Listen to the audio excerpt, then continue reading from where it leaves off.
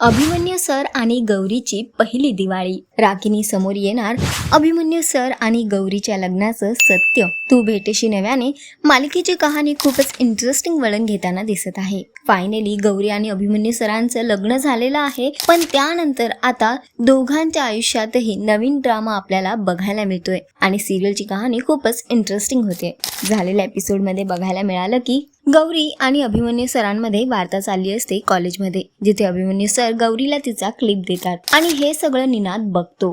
त्यानंतर तो गौरी तिथून निघून गेल्यावर अभिमन्यू सरांजवळ जातो आणि त्यांना म्हणतो की नेमकं तुझं आणि गौरीचं काय चाललंय, काय आहे तुमच्यामध्ये. अभिमन्यू सर पहिले तरी विषय टाळण्याचा प्रयत्न करतात, पण निनाद त्यांना जबरदस्ती करतो की नेमकं काय झालं हे सांगण्याचा. तेव्हा अभिमन्यू सर त्याला सांगतात की आमच्या दोघांचं लग्न झालंय. हो, फायनली अभिमन्यू सरांनी निनाद समोर हे कबूल केलंय की गौरी आणि त्यांचं लग्न झालंय. त्यावर निनाद हैराण होतो. त्यांना विचारतो की नेमकं काय झालंय. तेव्हा अभिमन्यू सर घडलेली सगळी घटना त्याच्या समोर सांगतात. त्याला म्हणतात की अशी सिच्युएशनच निर्माण झाली होती की आम्हाला दोघांना एकमेकांशी लग्न करावं लागलं. दोघांच्याही इच्छेविरुद्ध आम्हाला हा निर्णय घ्यावा लागला. निनाद अभिमन्यू सरांचं बोलणं ऐकतो. अभिमन्यू सर तिथून निघून जातात, पण निनाद मात्र हैराण झालेला आहे. तो तिथेच थांबतो आणि नेमकं काय घडलंय ह्या सगळ्या गोष्टी पचवण्याचा प्रयत्न करतोय. तर दुसरीकडे बघायला मिळतंय की अभिमन्यू सरांना आलाय गौरीच्या काकूचा फोन. शोभा अभिमन्यू सरांना फोन करते आणि त्यांना म्हणते की तुम्ही आज मांडव परतनीसाठी घरी येताय ना, आम्ही सगळे तुमची वाट बघतोय. तर तुम्ही आणि गौरी संध्याकाळी कॉलेजातून निघाल्यावर नक्की घरी या. तर ती अभिमन्यू सरांना निमंत्रण देते आणि अभिमन्यू सर सुद्धा म्हणतात की हो, आम्ही दोघेही तुमच्या घरी येतोय. तर इकडे शोभा हे ऐकून खूप खुश झालेली आहे, कारण तिला आहे पैशांची हाव. ती म्हणते की आता तर माझा निशाणा अचूक लागलाय. अभिमन्यू सर आले की घरात जे काही होईल त्यानंतर आमचे पैसे मात्र आम्हाला परत मिळतील आणि बक्कळ पैसे मिळणार, यामुळे ती खूप खुश झालेली आहे. तर तिथेच आपल्याला बघायला मिळतंय की घरी अभिमन्यू सरांच्या खूपच राडा झालेला आहे. इकडे अभिमन्यू सरांची बहीण आणि त्यांचे भाऊजी आहेत ते अभिमन्यू सरांच्या खोलीत आलेले आहेत. अभिमन्यू सरांचे भाऊजी म्हणजे शेखर आहे, तो अभिमन्यू सरांच्या बहिणीला भडकवण्याचा प्रयत्न करतोय. तिला म्हणतोय की अभिमन्यू सर बघ इथे सोफ्यावर झोपतात आणि ती महाराणी बेडवर झोपते. एवढ्याशा जागेत आपल्या अभिमन्यूला तिने टाकलंय आणि स्वतः म्हणजे राणी बनून या घरात आली आहे. तो अर्पिताला भडकवण्याचा प्रयत्न करतो आणि त्यावर अर्पिता भडकते सुद्धा. तिला गौरीचा खूप राग येतो. ती म्हणते की असं कसं होतंय, माझ्या भावाला ती असं सोफ्यावर कसं झोपवू शकते आणि स्वतः महाराणीसारखी कशी राहू शकते. ती या घरात आमच्या मनाविरुद्ध आलेली आहे आणि असं येऊन सुद्धा ती या घरातली राणी कशी काय झाली. मी तिला आता या घरात अजिबात राहू देणार नाही, भले काही होवं. ती इकडे तिकडे गौरीची बॅग शोधायला लागते. तेव्हा शेखर तिला मदत करतो आणि ती गौरीची बॅग आणून देतो. त्यानंतर दोघे मिळून गौरीची बॅग तिच्या कपड्यांनी भरतात आणि ठरवतात की काही झालं तरी आज गौरीला या घरातून बाहेर काढायचं, तिला या घरातून हाकलून लावून द्यायचं. ती गौरीची बॅग घेऊन खाली जातच असते की तेवढ्यात मॅडम रूममध्ये येतात आणि त्या अर्पिता आणि शेखर दोघांना थांबवतात. त्यांच्या हातातून बॅग खेचून घेतात. त्या खूप जास्त रागावलेल्या असतात, संतापलेल्या असतात आणि त्यांचा आता तोल सुद्धा सुटलेला असतो. त्या बॅग खेचून घेण्याच्या प्रयत्नात आहेत, तर तिच्या मागे सुद्धा अर्पिता लागलेली आहे. ती त्यांना समजावते, त्यांना म्हणते की तुमच्यामुळे आम्हाला गौरीला मन नसताना सुद्धा घरात सून म्हणून आणावं लागलं, तिच्याशी लग्न करावं लागलं, अभिमन्यूला आणि तिला पूजेला बसावं लागलं. हे सगळं तुमच्यामुळे होतंय. तुम्ही असं का करताय? तुम्ही जेव्हापासून आमच्या आयुष्यात आलायत आमचं आयुष्य बिघडलंय. हे ऐकल्यावर मॅडम सुद्धा खूप दुःखी होतात, पण त्यांनी ठरवलंय की ते गौरीला काही झालं तरी घराच्या बाहेर जाऊ देणार नाहीत. त्यानंतर शेखर आणि अर्पिताला मारायला लागतात आणि त्यांना रूममधून बाहेर काढून टाकतात. तर इकडे त्या खूप इमोशनल झालेल्या आहेत, कारण त्यांना वाटतंय की त्यांची गौरी म्हणजेच तन्वी त्यांच्यापासून दूर होईल की काय या त्रासाने. तर हा इमोशनल ड्रामा झालाच की तिकडे बघायला मिळतंय की इकडे गौरी कॅन्टीनमध्ये उभी असते, तेवढ्या तिथे निनाद सर येतात.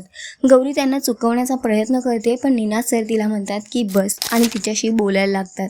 त्यानंतर बोलता बोलता गौरीकडून ते वदवून घेतात की गौरीला अभिमन्यू सरांकडून शिकवणी हवी आहे. त्यानंतर गौरीला ते सगळं सत्य सांगतात आणि म्हणतात की अभिने सगळं काही मला सांगितलंय आणि मला कळलंय की तुम्हा दोघांचं लग्न झालंय. तर मी तुला एवढंच सांगेन की माझा मित्र खूप कष्टातून गेलाय. त्याचा पास्टबद्दल तिला सांगतात आणि म्हणतात की आता ज्या दुःखात तो राहिलाय त्या दुःखातून त्याला बाहेर काढण्याची जबाबदारी फक्त तुझी आहे.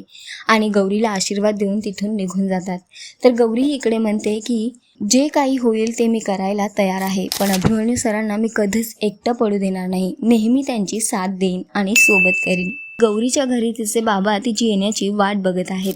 ते मनाला विचारतात की गौरीताई आणि अभिमन्यू भाऊजी आले का बघून ये. तेव्हा मना म्हणतो की ते दोघं आज येणारच आहेत आणि आले की मी त्या दोघांना खूप त्रास देणार आहे.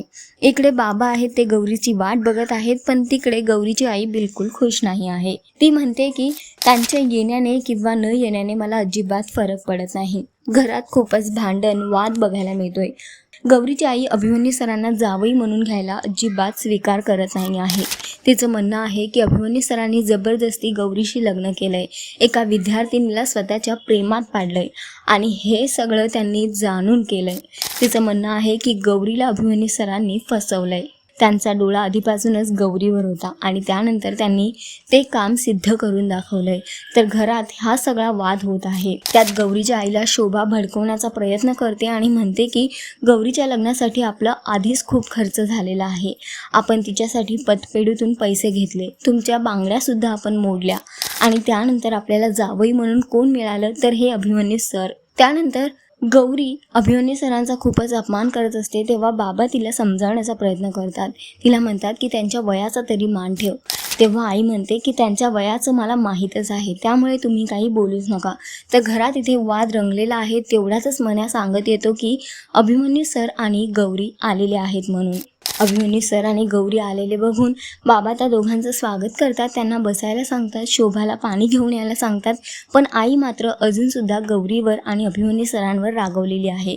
ती आपली जागा सोडून हालत नाही. एवढंच काय, गौरी तिला विचारते की आई कशी आहेस, तर ती त्या गोष्टीचं उत्तरसुद्धा तिला देत नाही. गौरी नाराज होते, पण अभिमन्यू सर समोर असल्यामुळे ती काहीच बोलत नाही.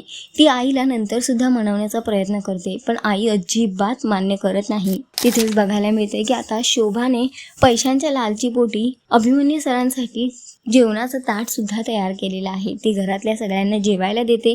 अभिमन्यू सर गौरी जेवतात. त्यानंतर अभिमन्यू सर स्वतःचं ताट उचलत असतात. तेव्हा गौरीची आई म्हणते की आमच्या घरी पाहुणे ताट उचलत नाहीत आणि पुन्हा एकदा त्यांचा अपमान करते. त्यानंतर बघायला मिळतं की गौरी आणि अभिमन्यू सर आता मांडव परतणी करून घरी जाण्यासाठी निघालेले असतात.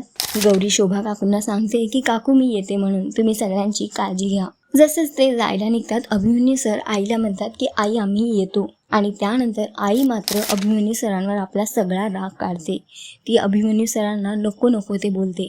अभिमन्यू सरांना म्हणते की तुमचा डोळा आधीपासूनच आमच्या गौरीवर होता, तुमच्यामुळे आमच्या आयुष्याची बरबादी झाली आहे, आमच्या गौरीला तुम्ही भुरळ पाडलेली आहे. त्यानंतर सुद्धा गौरी आईला समजावण्याच्या प्रयत्नात आहे आणि आईला म्हणते की आई तू घरी बोलवून त्यांचा अपमान करू नको, आता ते फक्त माझे सर राहिलेले नाही आहेत. त्यानंतर आई गौरीवर सुद्धा भडकते आणि तिला म्हणते की तू आमच्यात बोलू नकोस. पुढे आई अभिमन्यू सरांकडे पैशाची मागणी करते आणि हे ऐकून शोभा खुश झालेली आहे, पण गौरीचे बाबा आणि गौरी दोघेही हैराण आहेत. तिथेच आपल्याला बघायला मिळतं की अभिमन्यू सरांना तिची आई म्हणते की गौरीच्या लग्नासाठी आम्ही पतपेढीतून पैसे काढले आणि त्यातून मी माझ्या बांगड्या सुद्धा मोडल्या आणि आमच्या नशिबी काय आलं तर हे तुमच्यासारखे जावई. चांगल्या स्थळी गेली असती तर पैसे हसत हसत फेडले असते, पण आता हे आम्ही फेडणार नाही. त्यामुळे जेवढा खर्च गौरीच्या लग्नाला झालाय तेवढे पैसे आम्हाला हवे आहेत, कारण आमच्या डोक्यावर कर्जाचं खूप मोठं डोंगर आहे आणि आता ते कर्जाचं डोंगर फेडण्यासाठी तुम्ही आम्हाला भरपाई करून द्यायची आहे. तेव्हा अभिमन्यू सर म्हणतात की पुढच्या 2 दिवसात गौरी अभिमन्यू सरांना थांबवते आणि स्वतःच्या आईला उत्तर देत म्हणते की आत्ताच तुमच्या घरात जेवलेल्या जेवणाची शपथ खाऊन सांगते की तुझे पैसे पै न पै मी स्वतः कष्ट करून कमवेन. तुझा जितका खर्च झालाय तेवढा सगळा मी तुला कमवून देईन, पण यापुढे तू अभिमन्यू सरांचा अपमान करणार नाहीस. तुझा जो काही खर्च झालाय तो लवकरात लवकर भरपाई करण्याचा पूर्ण प्रयत्न मी करेन. अभिमन्यू सर आणि गौरीची आई दोघे सुद्धा हे ऐकून हैराण होतात. तर सध्या तरी आता गौरीने खूप मोठी जबाबदारी घेतलेली आहे आणि आता ह्यानंतर बघणं फार महत्त्वाचं असणार आहे की नेमकं गौरी काय करणार आणि आईचे हे पैसे कसे परत करणार. तर येणारा एपिसोड सुद्धा एवढाच धमाकेदार असणार आहे, जिथे आपल्याला बघायला मिळणार आहे गौरी आणि अभिमन्यू सरांची पहिली दिवाळी सुरू झालेली आहे. मॅडम दोघांनाही बसवतात आणि पहिल्या पाडव्याची तयारी करायला लावतात. गौरी उठणे घेऊन अभिमन्यू सरांना उठणे लावत तयारी करत असते. तितक्यात बघायला मिळते की मागून येते रागिनी तिच्या परिवारासोबत आणि रागिनी जोरजोरात ओरडत पुढे येते आणि शुभ दीपावली म्हणते. पण तितक्यात तिची नजर पडते गौरी आणि अभिमन्यू सरांवर, जिथे गौरी अभिमन्यू सरांना उठणे लावत आहे. गौरीला मंगळसूत्र घातलेलं बघून, साडी घातलेलं बघून, अभिमन्यू सरांसोबत बघून रागिनीच्या पायाखालची जमीन मात्र सरकलेली आहे. ती हैराण झाली आहे की नेमकं गौरी इथे काय करते. तर सध्या तरी या दोघांच्या लग्नाचं सत्य आता रागिनी समोर येणार हे मात्र नक्की. बघणं खूप महत्त्वाचं असणार आहे की यापुढे आता ही गोष्ट काय वळण घेणार. सध्या तरी शोचा ट्रॅक खूपच इंटरेस्टिंग आणि एक्साइटिंग होतोय. तुम्हाला किती आवडतोय हा ट्रॅक आम्हाला कॉमेंट करून नक्की सांगा. आणि अशाच टेलिव्हिजन अपडेटसाठी टेलिगप्पाला लाईक, शेअर, सबस्क्राईब नक्की करा. नमस्कार.